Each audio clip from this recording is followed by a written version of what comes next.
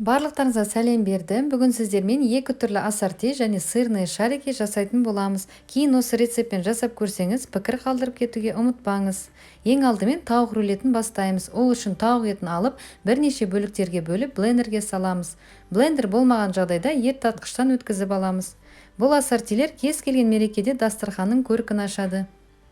Осыған енді жұмыртқа, тұз, қара бұрыш салып, етімізді фарштап аламыз.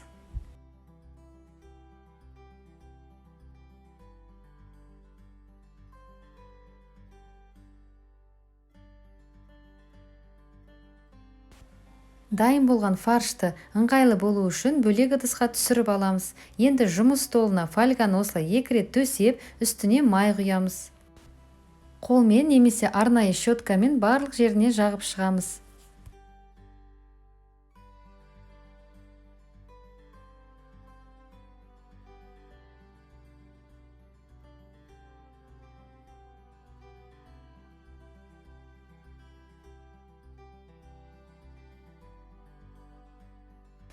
Келесі үстіне жаңағы тауық етін саламыз. Қолымызды міндетті түрде майлап аламыз, сонда етіміз біркелкі әдемі жайылады. Ендігі кезекте нори жапырағын алып, оны екіге бөліп видеодағыдай саламыз. Артық жерін кесіп тастаймыз. Алдын ала жуып ортасынан бөлінген өріктерді осылай тізбектеп қоямыз. Енді ақырындап қысыңқырап ораймыз. Етімізді рулет тәріздес қылып ораған соң, фольгамен сыртын орап, қызып тұрған пеште 180 градуста 35-40 минут пісіреміз.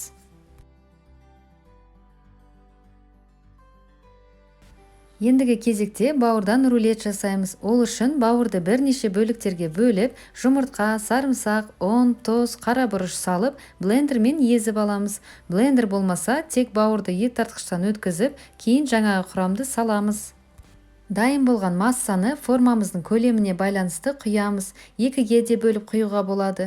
Бұл жерде маңыздысы құйған массаны жұқалап етіп құю керек. Көп, яғни қалың құйылса, піскен соң жарылып кетеді. Сол үшін бұл жер өте маңызды.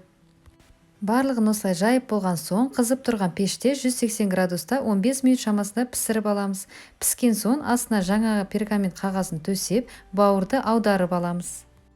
Суығанын күтпей, аударғаннан кейін пергаментке 5-10 минутке орап қоямыз.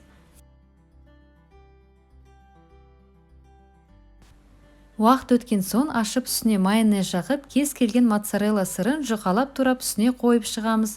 Бұл жерде майонездің орнына творожный сыр жақса болады. Бірақ маған майонезбен ұнады, өйткені творожный сырмен сәл құрғақтау шығады. Енді сырды салған соң осылай орап, тоңазытқышқа формасын жақсы ұстау үшін жарты сағатқа қойып қоямыз. Келесі сырный шарики жасаймыз. Ол үшін сырды күштен өткізіп алып, оған жұмыртқа, ұн салып, қолмен жақсылап езіп араластырамыз. Бұл жерде менде 7 шар шығады. Егер сізге аздау болса, онда описаниедегі құрамды 2 есе жасайсыз.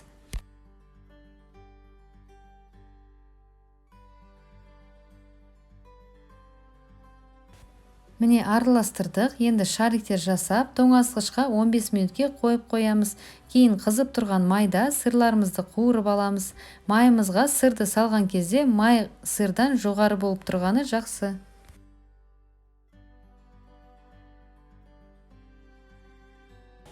Соңғы кезең оформление, яғни ыдысымызға әдемілеп саламыз.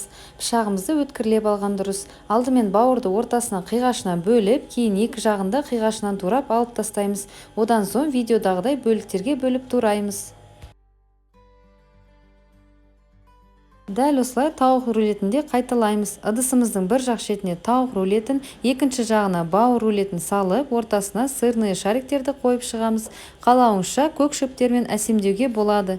Барлығы түсінікті болды деп ойлаймын. Сұрақтарыңыз болса, комментарийде қалдырып кетсеңіз болады. Асыңыз дәмді болсын.